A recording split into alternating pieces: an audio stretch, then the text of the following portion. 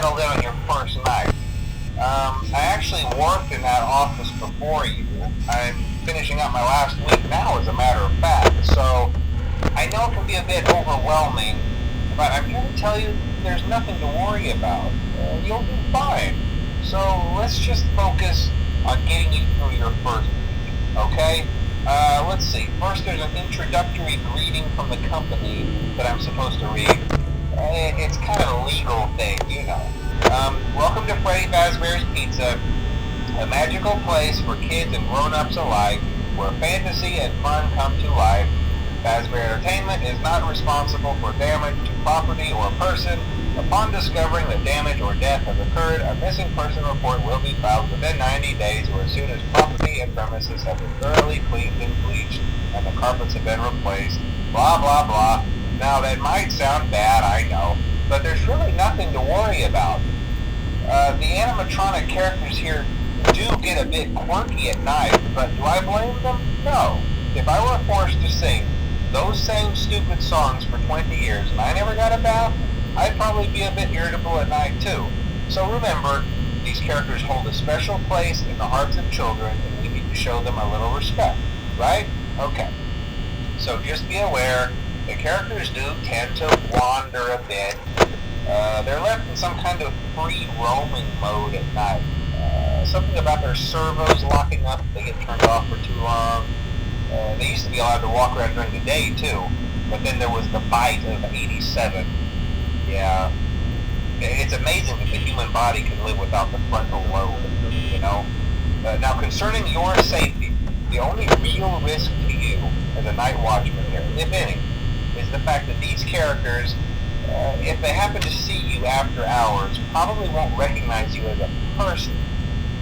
They'll most likely see you as a metal endoskeleton without its costume on. Now, since that's against the rules here at Freddy Fazbear's Pizza, they'll probably try to forcefully stuff you inside a Freddy Fazbear suit.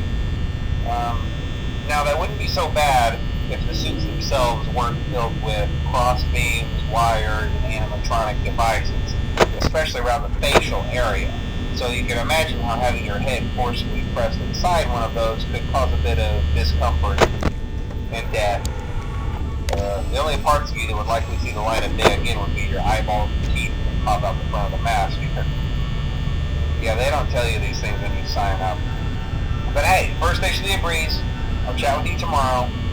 Check those cameras and remember to close the doors only if absolutely necessary. Gotta conserve power. Alright, good night.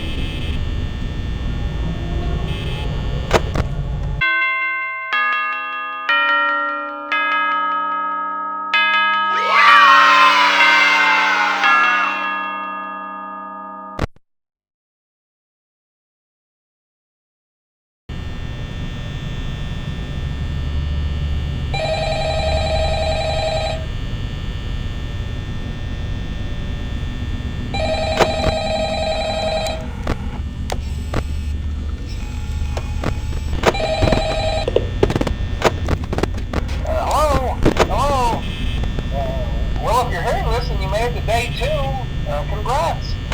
I won't talk quite as long this time since Freddy and his friends tend to become more active as the week progresses.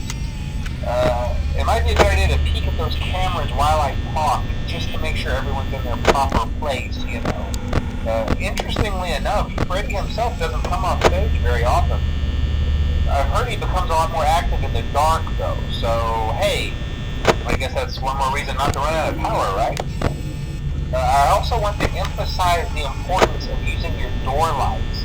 There are blind spots in your camera views, and those blind spots happen to be right outside your doors. So if you can't find something or someone on your cameras, be sure to check the door lights. You might only have a few seconds to react. Not that you would be in any danger, of course. I'm not implying that. Also, check on the curtain in Pirate Cove from time to time. The character in there seems unique in that he becomes more active if the cameras remain off for long periods of time. I guess he doesn't like being watched. I don't know. Anyway, I'm sure you have everything under control. Talk to you soon.